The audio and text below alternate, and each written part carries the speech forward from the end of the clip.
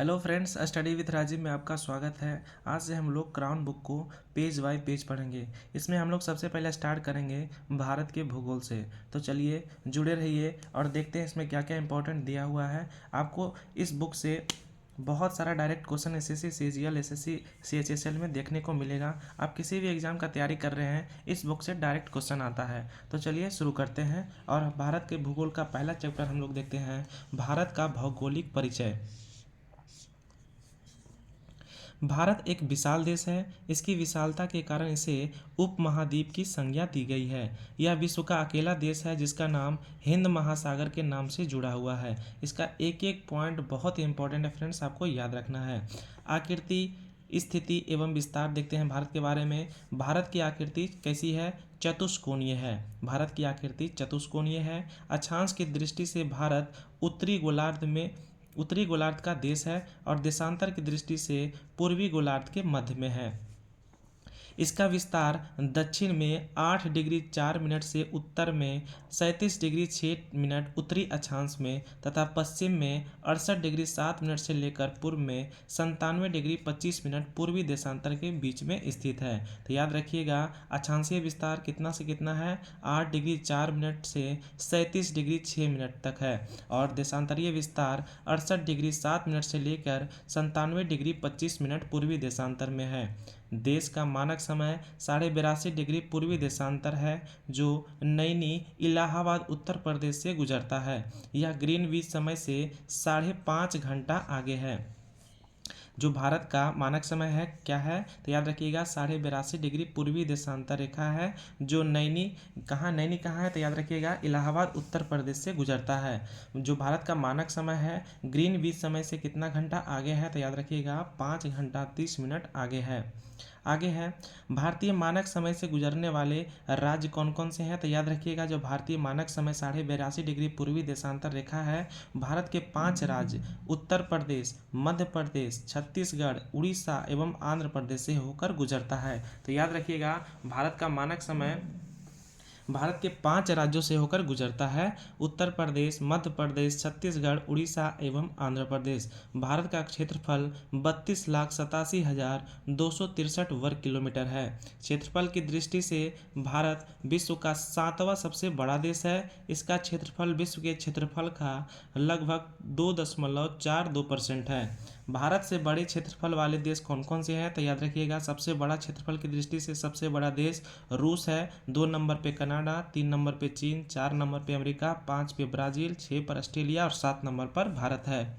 इसका विस्तार उत्तर दक्षिण दिशा में 3,214 किलोमीटर है तथा पूरब से पश्चिम दिशा में 2,933 किलोमीटर है। इसको याद रखिएगा कि भारत जो है उत्तर से दक्षिण में कितना किलोमीटर में फैला हुआ है? 3,214 किलोमीटर में और पूरब से पश्चिम में 2,933 किलोमीटर में फैला हुआ है। भारत की स्थल सीमा की लंबाई 15,200 किलोमीटर है। इसके मुख्य भूमि की तटीय सीमा की लंबाई 6,100 किलोमीटर है और देश की कुल तटीय सीमा की लंबाई 7,516 किलोमीटर है जब द्वीपों को इसमें ऐड कर लेते हैं। तो इस प्रकार भारत की कुल सीमा 15,200 प्लस 7,516.6 मिलाकर कितना हो जाएगा? टोटल 22,716.6 किलोमीटर है। इसमें स्थलीय सीमा और तटीय सीमा को ऐड कर देते हैं तो कुल कितना हो जाता है? भारत की सीमा 22,716.6 किलोमीटर हो जाता है। अब देखते हैं भारत का पड़ोसी देश के साथ विस्तार। भारत और बांग्लादेश के बीच जो सीमा रेखा है कितना लंबी है? तो याद रखिएगा भारत की सबसे लंबी सीमा रेखा बांग्लादेश के साथ है जो 4,096.7 किलोमीटर लंबी है। भारत और चीन के बीच 3,488 किलोमीटर यानी 3,488 किलोमीटर लंबी है। भारत और पाकिस्तान के बीच सीमा रेखा की लंबाई 3,323 किलोमीटर है और भारत और नेपाल के बीच सीमा रेखा की लंबाई 1,751 या 1,751 किलोमीटर लंबी है। 5 नंबर पे आता है भारत और म्यांमार की सीमा जो 1,643 किलोमीटर लंबी है और 6 नंबर पे है भारत और भूटान की सीमा जो लगभग 699 किलोमीटर लंबी है। 7 नंबर पे आता है भारत और अफगानिस्तान की सीमा जो 106 किलोमीटर लंबी है। इस तरह से कुल जो सीमा क्षेत्र की लंबाई हो जाता है 15,106.7 किलोमीटर। इसको आपको याद रखना है। एक बार और देख लीजिए, भारत और बांग्लादेश के बीच जो सीमा रेखा की लंबाई है सबसे ज़्यादा है 4,096.7 किलोमीटर। भारत और चीन के बीच 3488 किलोमीटर। भारत और पाकिस्तान के बीच 3323 किलोमीटर।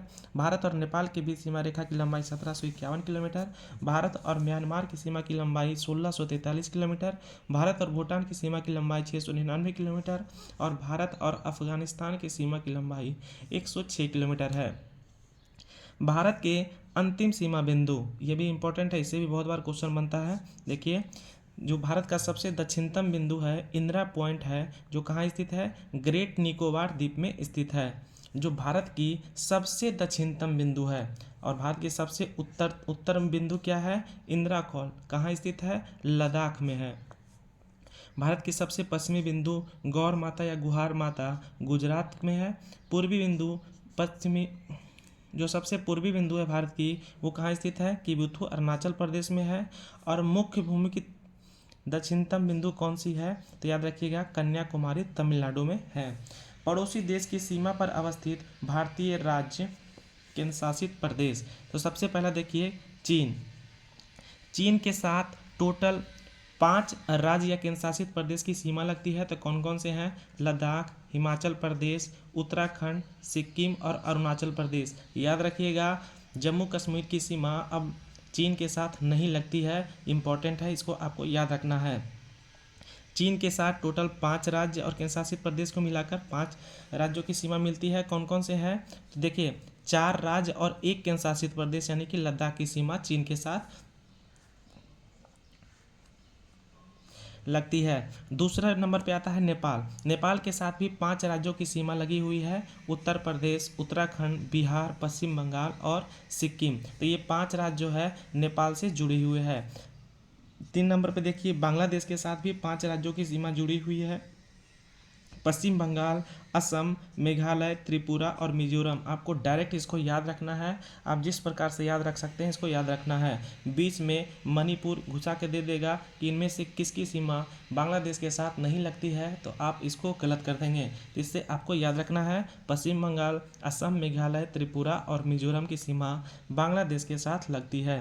पाकिस्तान के साथ भी 5 राज्य केंद्र शासित प्रदेश की सीमा लगती है, जिसमें से 3 राज्य है गुजरात, राजस्थान और पंजाब, और 2 केंद्र शासित प्रदेश हैं जम्मू कश्मीर और लद्दाख। ये टोटल 5 राज्य और केंद्र शासित मिलाकर सीमा पाकिस्तान के साथ लगती है। म्यांमार के साथ 4 राज्य की सीमा लगती है, अरुणाचल प्रदेश, नागालैंड, मणिपुर और मिजोरम। भूटान के साथ भी 4 राज्य की सीमा लगती है, सिक्किम, पश्चिम बंगाल, असम और अरुणाचल प्रदेश। और अफगानिस्तान के साथ केवल 1 केंद्र शासित प्रदेश की सीमा लगती है, लद्दाख की। जम्मू कश्मीर की सीमा अफगानिस्तान के साथ टच नहीं होता है। देखिए 5 बड़े क्षेत्रफल वाले राज्य कौन कौन से हैं, तो सबसे बड़ा राज्य क्षेत्रफल की दृष्टि से राजस्थान है, दूसरे नंबर पर मध्य प्रदेश है, तीसरे नंबर पे महाराष्ट्र है, चौथे नंबर पे उत्तर प्रदेश और गुजरात 5वें नंबर पे है। इसको आपको याद रखना है, ये बार बार पूछा जाता है कि सबसे बड़ा क्षेत्रफल की दृष्टि से राजस्थान है, 2 नंबर पे मध्य प्रदेश, 3 नंबर पे महाराष्ट्र, 4 नंबर पे उत्तर प्रदेश और 5 नंबर पे गुजरात है। आगे देखिए शीर्ष 5 क्षेत्रफल वाले जिले कौन कौन से हैं, तो क्षेत्रफल की दृष्टि से सबसे बड़ा जिला कच्छ है जो गुजरात का है, दूसरे नंबर पे लेह का है, लद्दाख, तीसरे नंबर पे जैसलमेर राजस्थान का, चौथे नंबर पे सबसे बड़ा जिला राजस्थान का बीकानेर है और 5वें नंबर पे बाड़मेर जिला राजस्थान का है। तो क्षेत्रफल की दृष्टि से सबसे बड़ा जिला जो है कच्छ गुजरात का है, 2 नंबर पे लेह लद्दाख का है।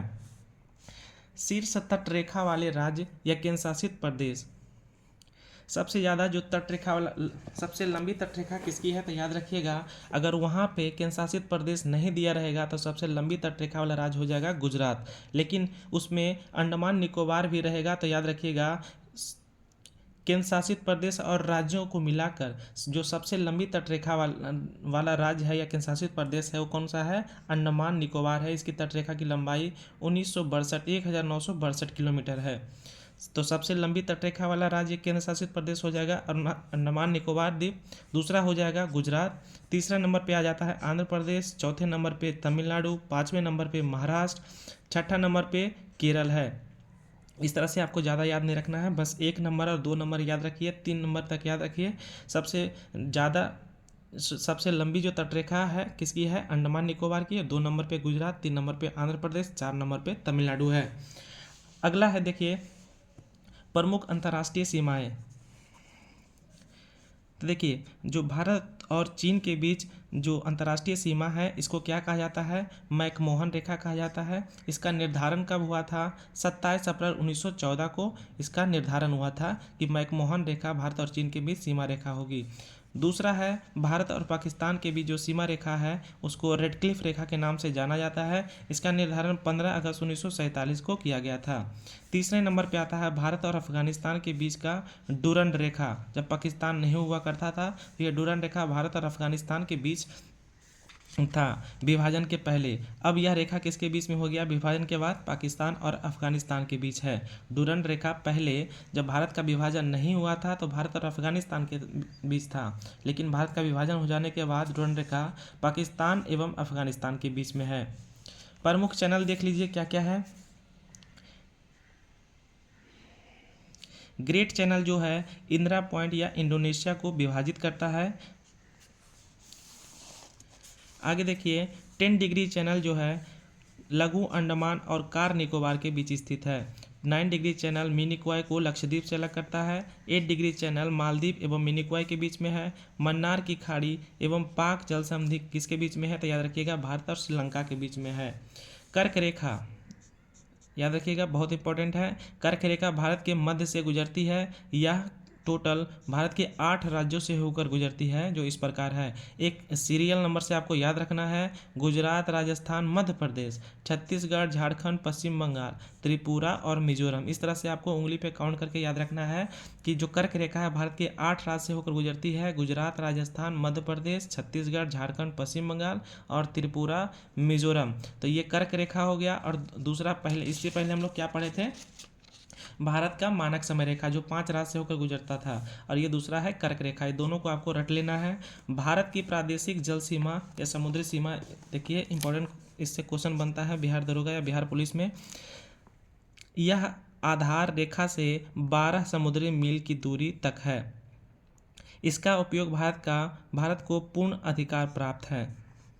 संलग्न क्षेत्र कहाँ से कहाँ तक होता है, तो यह आधार रेखा से 24 समुद्री मील दूर होता है। संलग्न क्षेत्र आधार रेखा से 12 समुद्री मील तक होता है प्रादेशिक जल सीमा। उसके बाद संलग्न क्षेत्र आता है आधार रेखा से 24 समुद्री मील तक। यह भारत को सीमा शुल्क की वसूली और वित्तीय अधिकार प्राप्त होता है। अनन्य आर्थिक क्षेत्र कितना दूर तक होता है, तो याद रखिएगा आधार रेखा से 200 समुद्री मील तक होता है। इसको तीनों आपको याद रखना है। यह भारत को वैज्ञानिक अनुसंधान एवं प्राकृतिक संसाधन के दोहन की छूट है। उच्च सागर अनन्य आर्थिक क्षेत्र के बाद उच्च सागर है जहां सभी देशों को समान अधिकार प्राप्त है। एक समुद्री मील कितने किलोमीटर के बराबर होता है, तो याद रखिएगा 1.852 किलोमीटर के बराबर होता है। भारत में विदेशी क्षेत्रों का समावेश 15 अगस्त 1947 को स्वतंत्रता के बाद फ्रांस एवं पुर्तगाल के अधीन कई क्षेत्रों को भारत में विलय हुआ जो इस प्रकार है। देखिए पुर्तगाल के अधीन क्षेत्र कौन कौन से था जो भारत को मिला है, दादर नगर एवं हवेली, दमन एवं दीव, गोवा, ये तीनों पुर्तगाल के अंडर में था। बाद में भारत में मिला, इसको बाद में आज़ादी के बाद आज़ाद कराया गया है। उसके बाद फ्रांस के अधीन क्षेत्र में कौन कौन से था, चंदेर नगोर, पांडिचेरी, कराईकाल, माहे, यनम। मई 1987 को 56वें संविधान संशोधन द्वारा गोवा को भारत का 25वां राज्य बनाया गया। अब देखिए इसमें कुछ प्रमुख तथ्य दिया हुआ है, इसको भी आपको याद रखना है कि भारत का वह राज्य जो 3 तरफ से बांग्लादेश से घिरा हुआ है कौन सा है, त्रिपुरा। आगे देखते हैं त्रिपुरा और बांग्लादेश की सीमा क्या कहलाती है, शून्य रेखा कहलाती है। ये सब लूसेंट में नहीं दिया हुआ है। त्रिपुरा और बांग्लादेश की सीमा क्या कहलाती है, शून्य रेखा कहलाती है। भारतीय उपमहाद्वीप में शामिल देश कौन कौन से हैं, भारत, पाकिस्तान, बांग्लादेश, नेपाल एवं भूटान, ये सब भारतीय उपमहाद्वीप में शामिल देश हैं। भारत का दक्षिणतम बिंदु 6 डिग्री 4 मिनट उत्तरी अक्षांश पर है। भारतीय राज्यों की सीमा जो पड़ोसी देशों की सीमा से जुड़े हुए हैं कितने हैं? 16 राज्य हैं और 2 केंद्र शासित प्रदेश हैं। भारत का अक्षांशीय एवं देशांतरीय विस्तार क्या है? 29 डिग्री 2 मिनट एवं 29 डिग्री 18 मिनट है। पांडिचेरी या पुडुचेरी केंद्र शासित क्षेत्र में देखिए 4 जिले आते हैं। माहे जो कि केरल में है, कराईकाल पांडिचेरी में है, तमिलनाडु माहे केरल में है, कराईकाल पांडिचेरी जो कि तमिलनाडु में है एवं एनम है। ये 4 जिले पांडिचेरी में आते हैं जो कि एक जगह नहीं है। माहे केरल में है, कराईकाल पांडिचेरी में है, कराईकाल है, पांडिचेरी तमिलनाडु में है एवं यनम है। तो 4 जिला का नाम आपको याद रखना है। देखिए इसमें कर्नाटक में पुडुचेरी का कोई भी जिला नहीं आता है, बार बार उसमें क्वेश्चन में कर्नाटक दिया रहेगा। आपको याद रखना है कि पुडुचेरी का कौन जिला किस राज्य में नहीं पड़ता है, इस तरह से क्वेश्चन बनता है। तो याद रखिएगा माहे केरल में पड़ता है, कराईकाल है दूसरा जिला, तीसरा जिला पांडिचेरी जो तमिलनाडु में है एवं यनम है। यनम कहाँ स्थित है? तो आंध्र प्रदेश में है। मरकत द्वीप एमराल्ड द्वीप आइलैंड के नाम से जाना जाता है। ये अंडमान एवं निकोबार द्वीप समूह है। मरकत द्वीप या एमराल्ड आइलैंड के नाम से किसे जाना जाता है? अंडमान एवं निकोबार द्वीप समूह को जाना जाता है। आगे देखिए भारतीय संघ में शामिल राज्यों एवं केंद्रशासित क्षेत्रों की संख्या कितनी है? तो टोटल 28 राज्य और 8 केंद्रशासित प्रदेश हैं। भारत के पूर्वोत्तर राज्य जिसकी सीमाएं बांग्लादेश से नहीं मिलती है नागालैंड, मणिपुर, अरुणाचल प्रदेश एवं सिक्किम है। इसको आपको याद रखना है, बार बार इसको एक ऑप्शन बीच में घुसा के दे देगा और बोलेगा कि किसकी सीमा बांग्लादेश के साथ नहीं लगती है। तो ये 4 राज्य की सीमा जो है बांग्लादेश के साथ नहीं लगती है। नागमनी, अरुणाचल, सिक्किम। मैकमोहन रेखा चीन और भारत के किस राज्य के बीच स्थित है? तो याद रखिएगा मैकमोहन रेखा भारत और चीन के बीच अरुणाचल प्रदेश में है। इंदिरा पॉइंट की विषुवत रेखा से कितनी दूरी है? तो याद रखिएगा 876 किलोमीटर। पूरे भारत का अक्षांशीय विस्तार अंडमान निकोबार द्वीप समूह सहित कितना है? तो याद रखिएगा 6 डिग्री 4 मिनट से लेकर 37 डिग्री 6 मिनट उत्तरी अक्षांश तक है। भारत के शीर्ष 5 तटरेखा वाला राज्य कौन कौन से हैं? तो याद रखिएगा गुजरात, आंध्र प्रदेश, तमिलनाडु, महाराष्ट्र और केरल है। लेकिन देखिए इसमें अगर अंडमान निकोबार रहेगा और केंद्र शासित प्रदेश भी उसमें दिया रहेगा तो सबसे बड़ा जो लंबी तटरेखा है किसकी है? अंडमान निकोबार की है। 2 नंबर पे गुजरात का है। लेकिन अगर सिर्फ राज्य रहेगा तो सबसे लंबी तटरेखा वाला राज्य क्या हो जाएगा? गुजरात हो जाएगा। नेपाल, भूटान एवं चीन की सीमाओं से मिलने वाले भारतीय राज्य कौन से हैं? तो याद रखिएगा सिक्किम है। इस तरह से हम लोग का पहला चैप्टर कंप्लीट होता है। दूसरा चैप्टर हम लोग पढ़ेंगे भारत के भौतिक प्रदेश। तो मिलते हैं नेक्स्ट वीडियो में, तब तक के लिए जय हिंद। अगर वीडियो अच्छे लगे तो लाइक एंड सब्सक्राइब कर लीजिएगा।